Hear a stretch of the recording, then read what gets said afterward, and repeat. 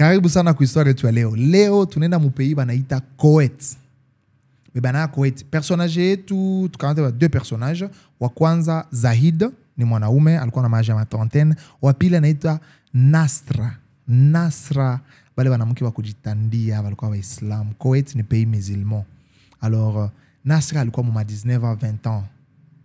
Alors année 2009 pays ya Koweït kulikuwa mariage. Na kama kwa kitu wale watu wanaaminia, surtout wale wao na makultura baindi ba musulman, bakipiga fete na kwa fete ile unasikia fete original. Batu biko mu fete biko na celebration kitu inaenda bien nini. Alors gisi ile sale yabo ilikuwa iko inatengenezewa, ilikuwa ni tente lulu tente lo kabambi lo linajengewa bien. Juu nani pays iko désertique. Kisha ndani banatia kila kitu yote yenye jikaze confort iko ndani et puis entrée ni moya nataka kanjeka kidogo. Kule banafika kata mu 50 degrés Celsius. Juu iko hapa maana unakutana ile unakutana sasa hata bana filmer hivi mu kamera uko unaona masakisi ni buma moshi mwe hivi uko natoka kwa makunguku hivi. Donc kifukutu moya au niveau na kwa kule. Alors watu biko mu fete bana célébrer kitu yote napitikana bien. Hivi tu takuwa nasikia tu moto no tante kulungula moto na kuya dans 3 minutes ile tante hotel ilikuwa ishakuwa chini. Batu wakakufa, batu wakalungula. Historia ya Aisha. Tuanze sasa tujue nini ilipitikana. Tukuje 3 ans ou 4 ans avant.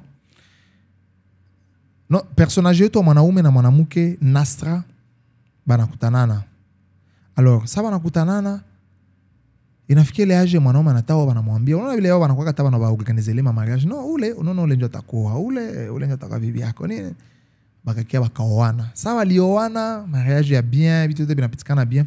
Mais au fil du temps, sabi kunaendelea, bwana ka constate que capacité intellectuelle ya bibi yake haiko ya 100%.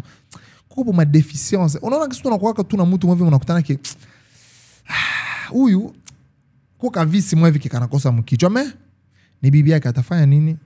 Bana bakia naye pale. Na Mungu akawabariki avec 2 enfants. Bakazala watoto wawili. Mais ça banaendelea bwana anakia comprendre que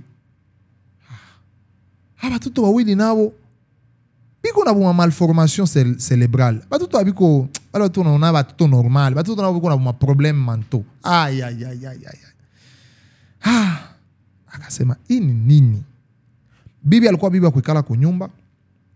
Bwana alikuwa wa kwenda anatumika nini, alikuwa femme au foyer.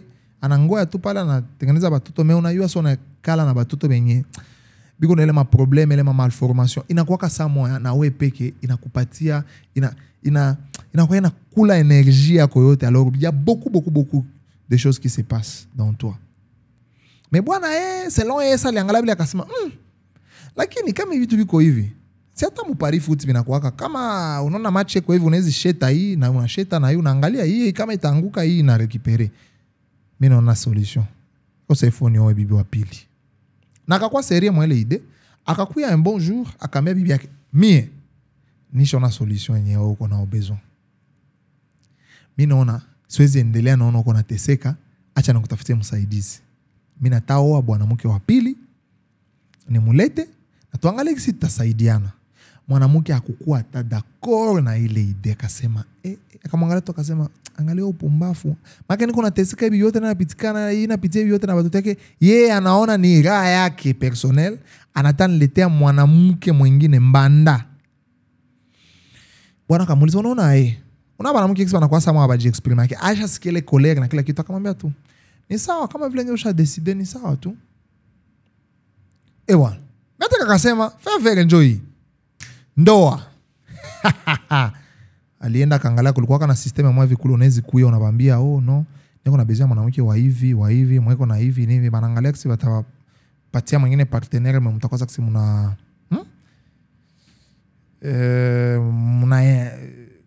muna concorde bitu vya vile mnaoana. Wanakakia na mwanamke wa pili. Préparation ya mariage bitu te bikapita bien. Le 15 août 2009 bakapanga siku ya mariage. Mariage njo ile. Batu te banakuya, ba invité, bandugu, bakutoka huku na kule wote banakuya. kuingia pale fete jo wale tante inapangiwa mzuri, watu biko ndani wana celebrate, bitu yote binaenda bien, watu make wanafurahi, bwana raha, kinywa natafika huku kuna cheka tu, kuna sikia ya shona nafika kitu kumwisho.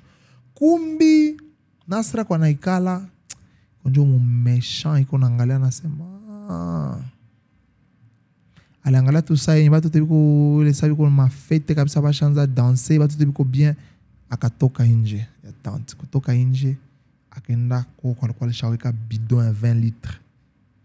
Usizanie kwa mo kasiksi yao, kwa mo mutobe au kwa mo mafuta ya mawese, ile 20 litres kwa mo essence alikamata, limwanga njo nyuma tante, utalizunguruka tante, limwanga degré ya juu ego kule, ile avec ile inafikia ma 45 degrés 50 degrés Celsius. Sasa nataka kama iko na besoin ya alimenti juu ile wake na essence déjà, donc tana yo peke chanza pas tellement évocation, mais kuko ba témoin balisema balimona kali washa alimenti akatupa pale na njo tante kalungula kutoka. Rappelez-vous ile tante que ilikuwa inatengenezewa entre kalikuwa ka kidogo, batu balilungula mule, balilungula bakenda compter 42 morts sur place, na plus ya 90 ou 90 blessés. Badogo tu ndio bali survivre kana na kutoka. Ile histoire iliacha rage. Histoire ikacha rage mwingine, bakasema bon 42 morts. Non. Mais kule unani mwingine mwa hivi yenye ndio banakonetra kama vita nini, me crime habikuwe sana, ile mabitu bitu mwa hivi yenye biko un peu louche, bien gouvernement nezi angalia habikuwe sana. Joma nikafa sa mwa hivi a un certain temps bakakuwa sakse banabi tulia ako, mais non, batu wakajiplendre sana, mafamille ikakuya nini, gouvernement kona paniki anakuwa ya mingi, acha tufanye investigation. Sasa banafanya investigation ya wanakia kutana kumbi ya des témoins benye balionaka u mwanamuke iko na mwanga kitu kwa ile tante, na après un moment bakona tante na waka bakakuya bakamata mwanamuke bakamfunga. Kumufunga banamkalisha, wanamsambisha mwanamuke, akaitika ndio nilifanya hivi. Hapa sasa wanaanza tafuta sanction. Akasema hapa hakuna kitu kingine, ni kunyonga.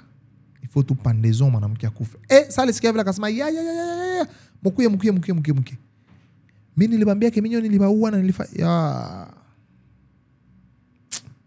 erere ilifanyika.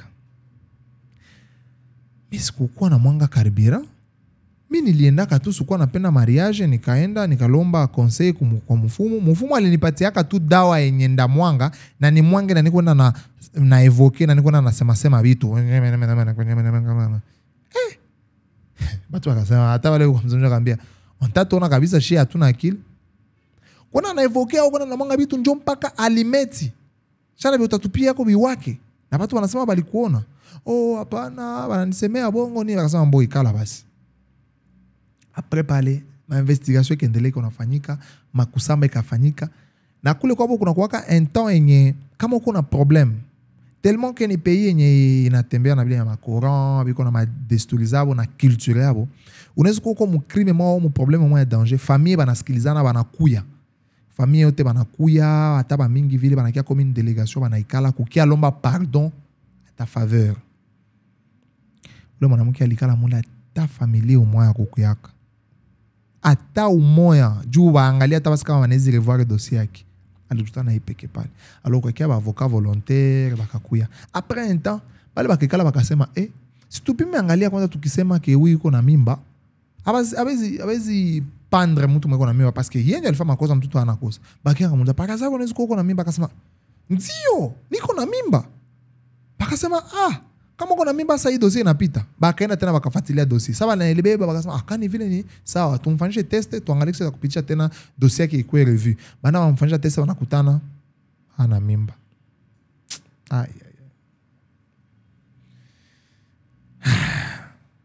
Bwana, mbona tumboko na mimba bwana? Mimba tena iko wapi? Omo mprizo kwenye niko, kuko ndugu wangu mama nilikutana omo, alinipatia dawa na siue, akanitoshesha mimba yangu. Bia kutu biko na jikomplike tu, siku tuko naenda tu vitu vinaenda biko na jikomplike. Ni nini?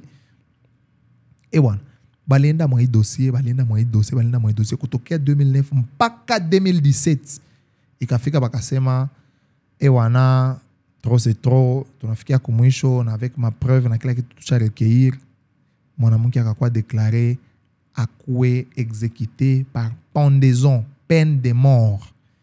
Alors c'est le fait que le temps kulikuwa ka bengine balifanyaka crime ba mu royauté, alors ba wili na il fallait ba pendre, bakasema hii pendaison itakuwa public, juu na kwa public avec des caméras, bakasema non parce que aba kuko batu bebiko ba mu famille royale hata bifanya biko public na makamera zisingie, bale bawili batatundikiwa plus mwanamke Nasra naye muongeze kule, naye bakambeba bamuongeze kule parce que bale batu balikufaka 42 morts, plus de 90 balikuwa banaikala biko ba blessé, kuko mobale balikufaka tena bale mabilonde kakuwa maumivu inapita watu wakakufa, ikatoka ku 42 morts ikenda mpaka ku 57 morts.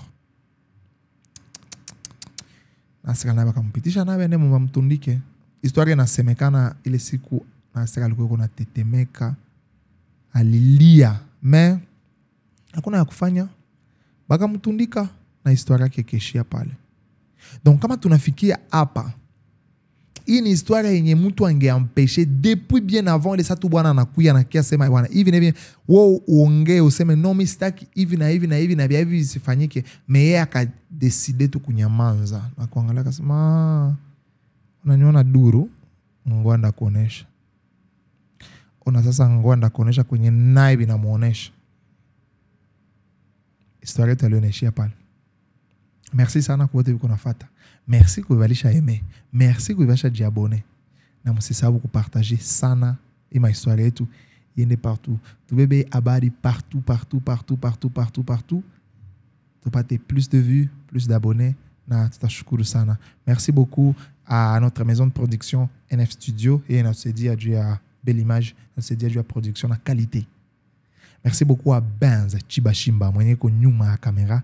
Merci beaucoup à Jean-Patrick Zeliroa. Merci beaucoup à Dixon, à toute l'équipe derrière NF Studio. Merci beaucoup, on se retrouve à la prochaine. Tupata nete na plus d'histoire. Musitoke. Peace.